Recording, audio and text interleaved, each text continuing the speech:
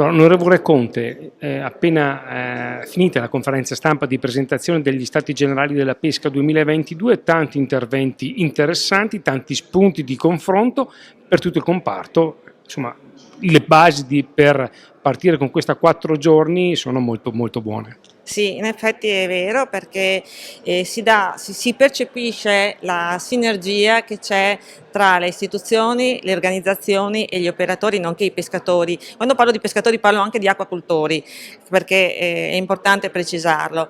E si sente la volontà di promuovere e di sostenere tutti assieme questo comparto che è un comparto che ha sofferto per la pandemia e sta soffrendo per il caro carburante.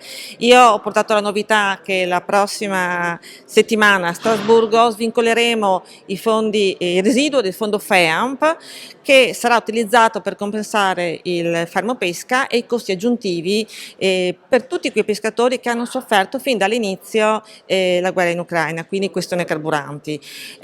Questa è una delle novità importanti perché sono ulteriori iniezioni che arrivano per questo comparto.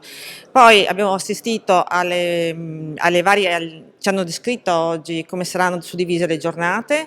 Io sono stata anche relatrice del nuovo FEAMPA, quindi relatrice come shadow all'interno della Commissione Pesca, essendo l'unica italiana coordinatrice in pesca, e ci saranno quindi delle novità importanti, soprattutto per i giovani, per quanto riguarda anche l'innovazione e per cui stiamo andando per il verso giusto, la direzione giusta. So che sono piccoli passi, ma ve lo assicuro non c'è niente di certo, bisogna combattere anche per raggiungere il minimo obiettivo, ma noi siamo qui a disposizione.